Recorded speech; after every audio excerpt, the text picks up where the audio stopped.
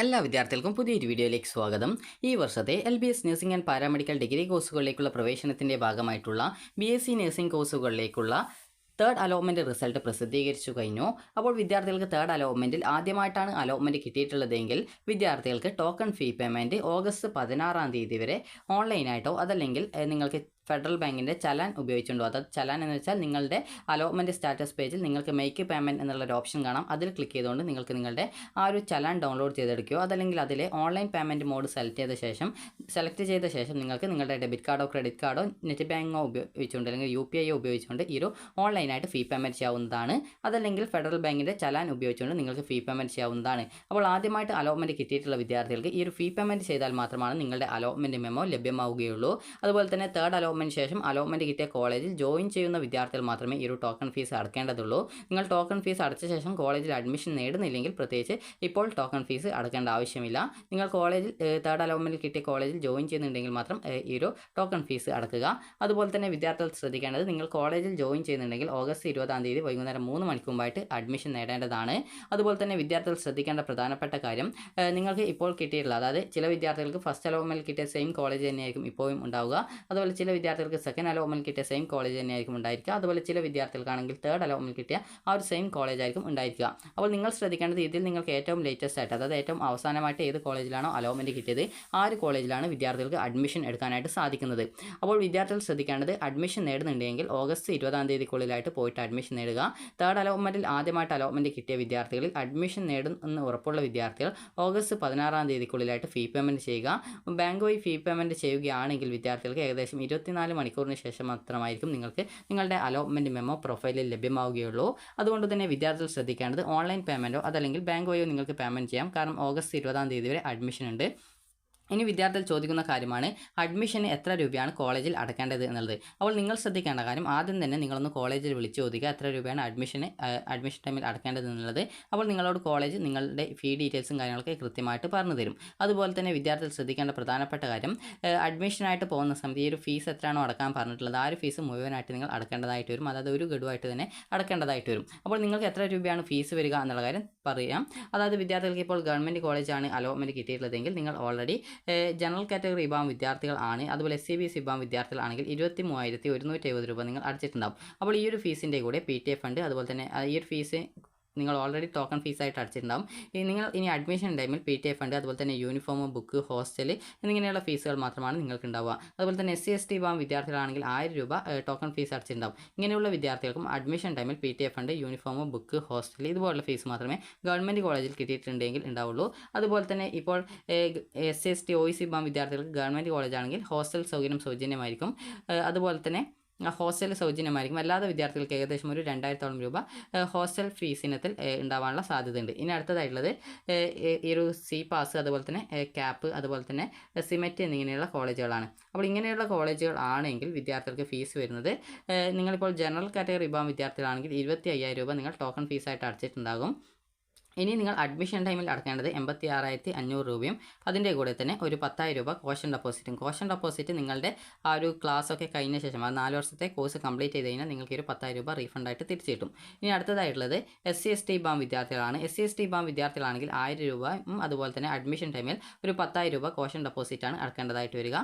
അതുപോലെ തന്നെ ഇതിൻ്റെ കൂടെ തന്നെ PTA fund, uniform, book, hostel ഇതുപോലെ എന്തെങ്കിലും ഫീസ് ഉണ്ടെങ്കിൽ അതുകൂടി അടക്കേണ്ടതായിട്ട് വരുന്നതാണ്. അത് ഏകദേശം ഒരു 10,000 രൂപക്കുള്ളിൽ ആ ഒരു ഫീസ് വരുന്നതായിരിക്കും.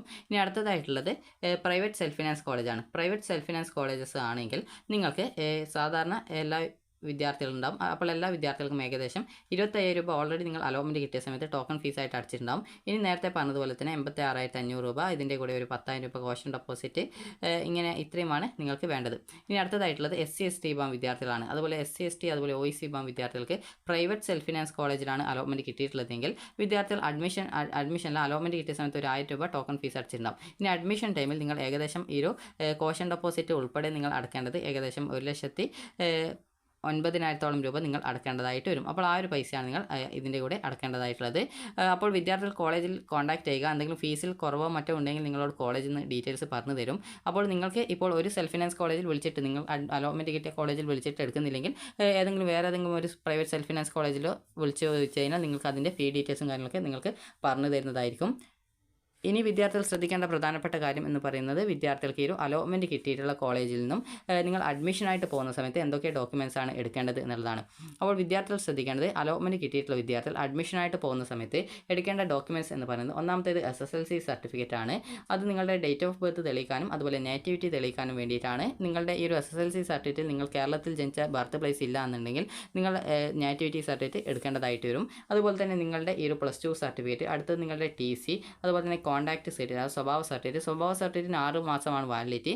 6 മാസം വാലിഡിറ്റി കഴിഞ്ഞതാണെങ്കിൽ നിങ്ങൾക്ക് തൊട്ടടുത്തുള്ള ഏതെങ്കിലും ഗവൺമെൻറ് ഹൈസ്കൂളിൽ പോയി കഴിഞ്ഞാൽ, അത് ഹയർ സെക്കൻഡറി സ്കൂളിൽ പോയി കഴിഞ്ഞാൽ നിങ്ങൾക്ക് പുതിയ ഈ ഒരു സ്വഭാവ സർട്ടിഫിക്കറ്റ് തരുന്നതായിരിക്കും.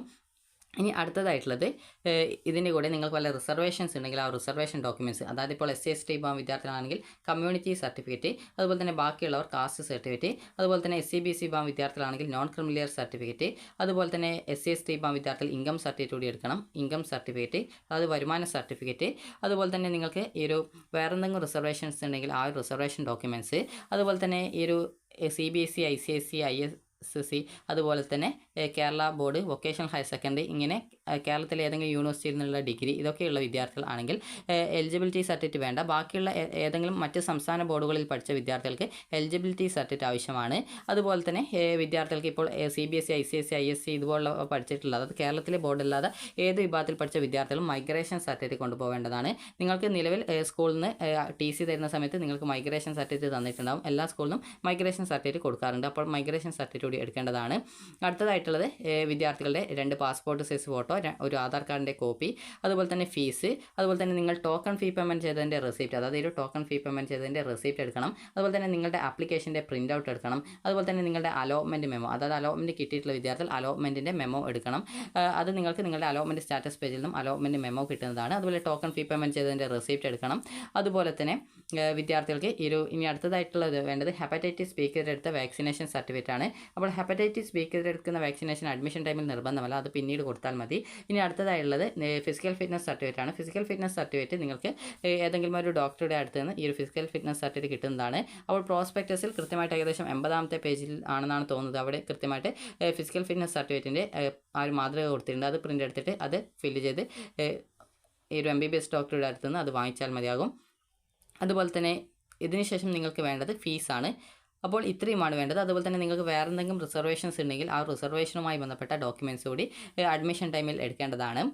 അപ്പോൾ ഇത്രയുമാണ് നിങ്ങൾക്ക് ഈ ഒരു അഡ്മിഷനായിട്ട് വേണ്ടത്.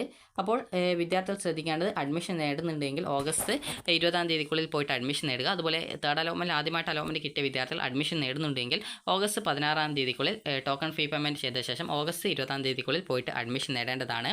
അപ്പോൾ വിദ്യാർത്ഥികൾക്ക് ഈ ഒരു വീഡിയോ ഉപകാരപ്രദമായിട്ടുണ്ടെന്ന് കരുതുന്നു. ഉപകാരപ്രദമായിട്ടുണ്ടെങ്കിൽ ലൈക്ക് ചെയ്യുക, ഷെയർ ചെയ്യുക. അതുപോലെ തന്നെ നിലവിൽ പാരാമെഡിക്കൽ ഡിഗ്രി കോഴ്സുകൾ മാത്രം ആഗ്രഹിക്കുന്ന വിദ്യാർത്ഥികളാണെങ്കിൽ നിലവിൽ അഡ്മിഷൻ എടുക്കേണ്ടതില്ല.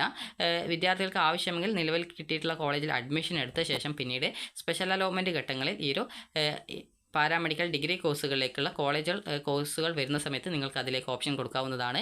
അപ്പോൾ നിങ്ങൾക്ക് ഈ ഒരു വീഡിയോ ഉപകാരപ്രദമായിട്ടുണ്ടെങ്കിൽ ലൈക്ക് ചെയ്യുക, ഷെയർ ചെയ്യുക. അതുപോലെ അലോട്ട്മെൻറ്റ് കിട്ടിയ വിദ്യാർത്ഥികൾ ഓഗസ്റ്റ് 20-ാം തീയതിക്കുള്ളിൽ പോയിട്ട് അഡ്മിഷൻ നേടുക. അപ്പോൾ ഈ ഒരു വീഡിയോ നിങ്ങൾക്ക് ഉപകാരപ്രദമായിട്ടുണ്ടെങ്കിൽ ലൈക്ക് ചെയ്യുക, ഷെയർ ചെയ്യുക. Thank you for watching.